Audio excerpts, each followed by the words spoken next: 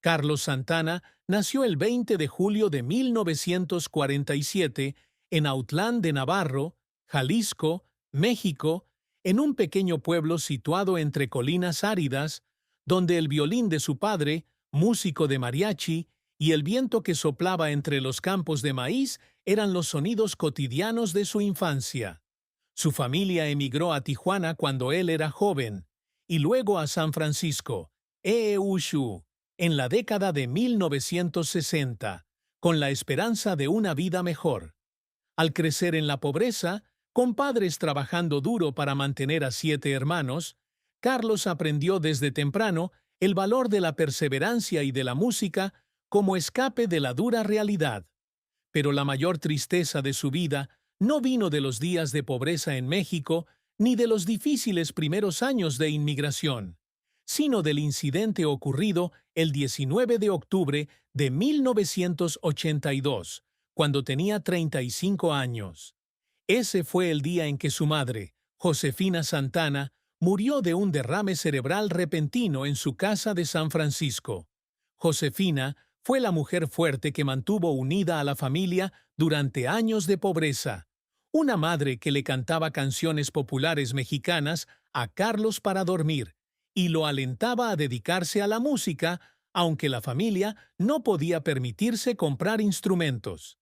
Ella falleció mientras Carlos estaba de gira en Los Ángeles y recibió la noticia a través de una llamada telefónica de su hermana María, cuya voz se quebró al anunciar que su madre había fallecido.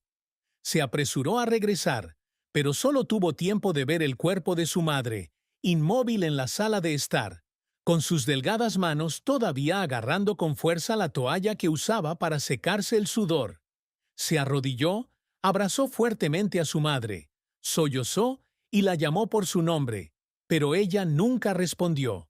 El dolor de perder a su madre fue la herida más profunda en el corazón de Carlos Santana, una tristeza que compartió en su autobiografía El tono universal. Mi madre era el fuego dentro de mí, y cuando ella se fue, sentí como si una parte de mi alma se extinguiera. Josefina no solo fue su madre, sino también su primera inspiración musical, quien le enseñó a escuchar el ritmo de la vida a través de las canciones de mariachi. Recuerda las tardes en Tijuana, cuando ella se sentaba en una mecedora a cantar Cielito Lindo, mientras él tocaba la vieja guitarra de su padre. Tras la muerte de su madre, Carlos cayó en una profunda depresión, canceló muchas actuaciones, se encerró en su casa del condado de Marin y tocó la guitarra en la oscuridad para olvidar el dolor. Mantenía el pañuelo de su madre, un trozo de tela blanca bordada que ella siempre llevaba consigo, en su escritorio como un recuerdo sagrado, y nunca lo lavaba porque aún conservaba su aroma. Había noches en las que se sentaba en el estudio, escuchando sus viejas grabaciones, y lloraba en silencio al recordar la dulce voz de su madre que le decía: «Carlos, tú eres mi luz». Para Santana, perder a Josefina no fue solo perder a un ser querido, sino perder parte de sus raíces, una razón para seguir luchando en los días oscuros. Esa tristeza era aún más dolorosa por el modo en que lo cambió. Antes de que su madre falleciera, Carlos era un artista enérgico, siempre sonriente en el escenario y transmitiendo optimismo a través de sus canciones de rock latino. Pero después del 19 de octubre de 1982, se volvió más tranquilo, menos hablador y a veces tenía una mirada melancólica que sus amigos reconocían a través de sus ojos distantes. Una vez le dijo a Débora Santana, su esposa en ese momento, que perder a su madre le hizo sentir que no había logrado enorgullecerla, a pesar de que ella lo había apoyado desde el principio.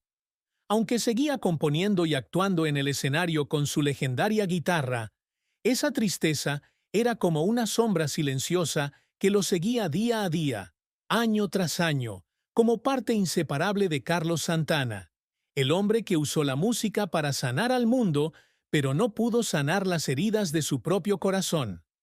Carlos Santana entró a la escena musical muy temprano, cuando era un adolescente en Tijuana.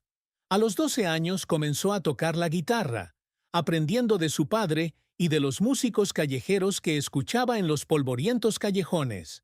Cuando la familia se mudó a San Francisco en 1961, se sintió atraído por el sonido blues de B.B. King y el rock de Jimi Hendrix, influencias que dieron forma a su estilo único posterior. Su primera gran oportunidad llegó en 1969, cuando tenía 22 años, con la histórica actuación de la Santana Band en el Festival de Woodstock. El éxito Soul Sacrifice, con sus fascinantes solos de guitarra, puso su nombre en el mapa de la música mundial, convirtiendo a Santana en un ícono de la intersección entre el rock latino y el blues. Su álbum debut, Santana, fue lanzado ese mismo año, alcanzando la posición número 4 en el Billboard 200, con canciones como Evil Ways y Jingo convirtiéndose en clásicos. A partir de allí, lideró a la Santana Band durante la década de 1970 con una serie de álbumes exitosos como Abraxas, 1970, que contiene Black Magic Woman y Oye Cómo Va, y Santana Treso, 1971. Ambos alcanzaron el número 1 en los Estados Unidos, vendiendo millones de copias y dándole fama mundial.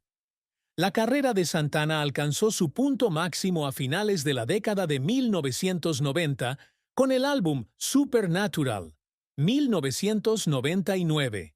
A los 52 años, colaboró con jóvenes artistas como Rob Thomas, Lauryn Hill y Wyclef Jean, creando una obra maestra que combinaba rock, pop y latín.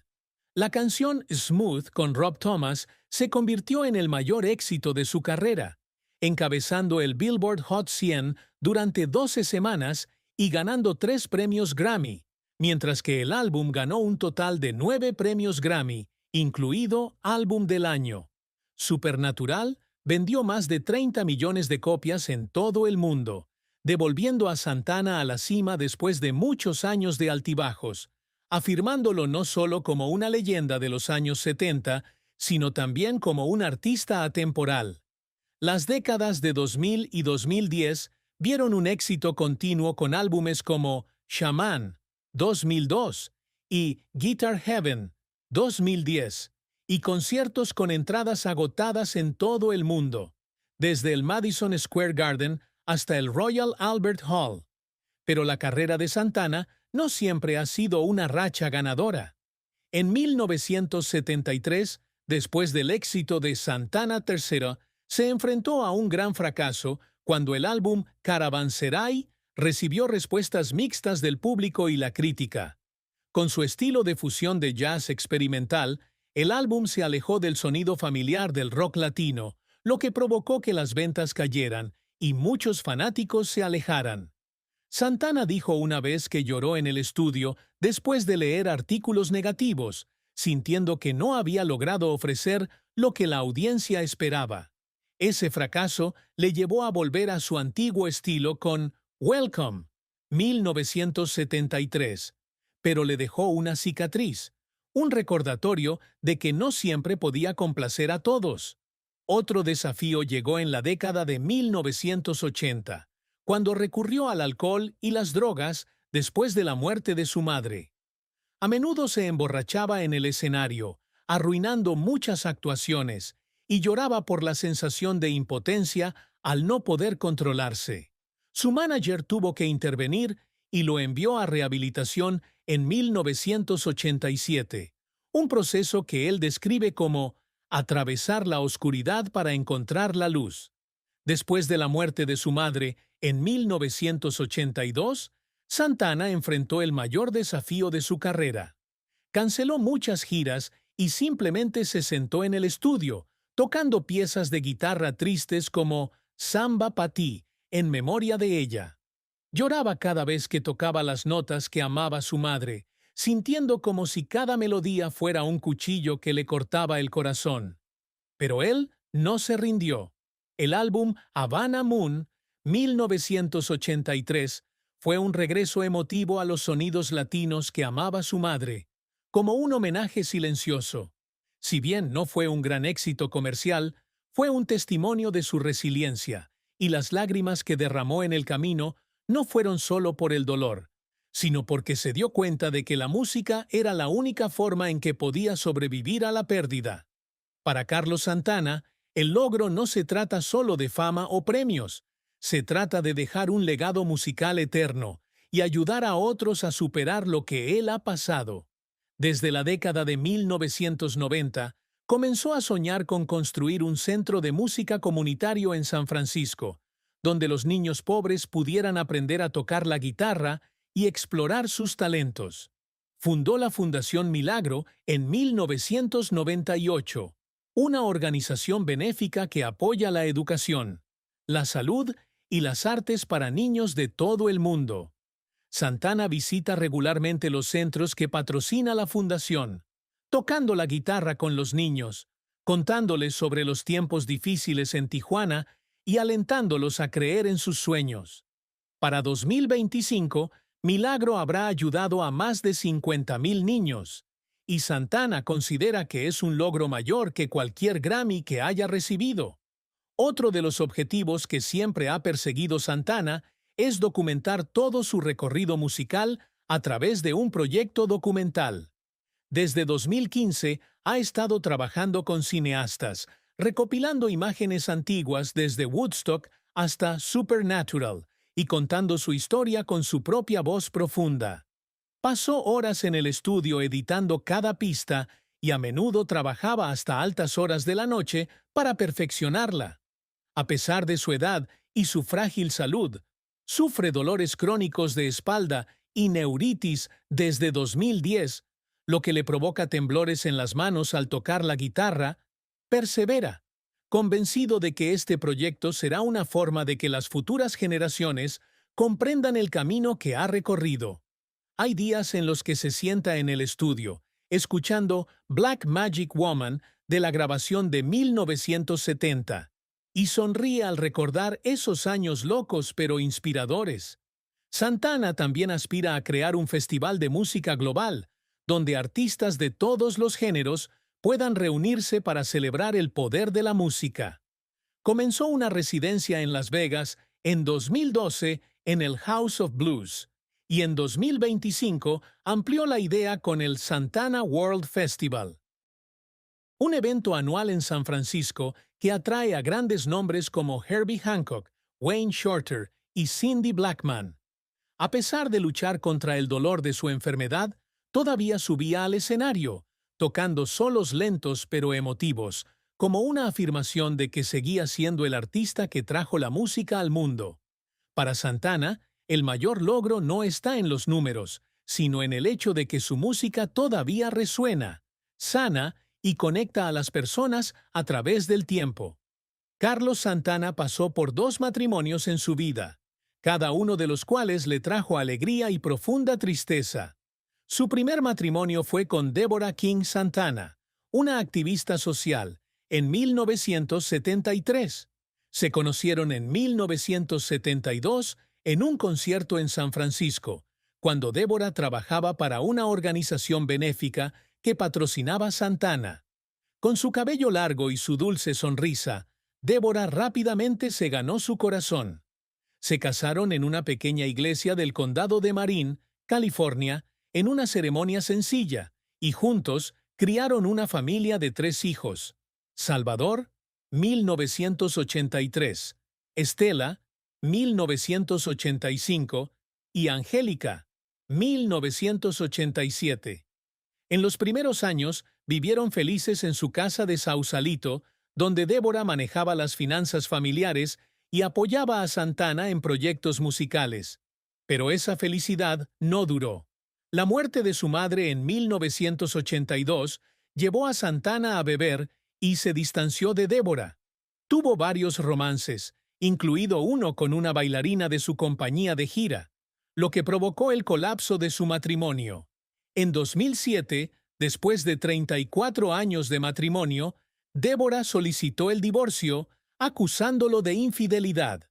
Santana dijo una vez que lloró mucho al firmar los papeles del divorcio, no por perder a Deborah, sino por el sentimiento de fracaso en mantener unida a la familia. El segundo matrimonio de Santana fue con Cindy Blackman, una famosa baterista de jazz, en 2010. Se conocieron en 2007 en un concierto en Chicago, cuando Cindy tocaba la batería para Lenny Kravitz, un amigo de Santana. Con su estilo fuerte y su talento sobresaliente, Cindy lo atrajo rápidamente. Le propuso matrimonio en el escenario de Tinley Park, Illinois, en julio de 2010, y se casaron en diciembre de ese año en el Ritz-Carlton de Maui, Hawái, en una ceremonia íntima a la que asistieron familiares y amigos. Cindy, 12 años menor que Santana, le trae la paz que anhela después de años de estar perdido. No tuvieron hijos juntos, pero Cindy se convirtió en una compañera fiel, tocando a menudo la batería en sus actuaciones. Sin embargo, su matrimonio no estuvo exento de desafíos. La precaria salud de Santana y la presión de una agotadora gira a veces los distanciaban, pero el amor de Cindy lo ayudaba a superar los días oscuros. La mayor tristeza de Santana en el amor es su sentimiento de fracaso al no poder construir una familia estable con Débora. Una vez le dijo a un amigo que lamentaba haber dejado que el alcohol y su carrera destruyeran su relación con Débora, y que la muerte de su madre le hizo cuestionar si era digno de ser esposo. Después de casarse con Cindy, todavía llevaba una tristeza silenciosa en su corazón al pensar en los años perdidos, pero su amor lo ayudó a encontrar nuevamente el significado de la vida.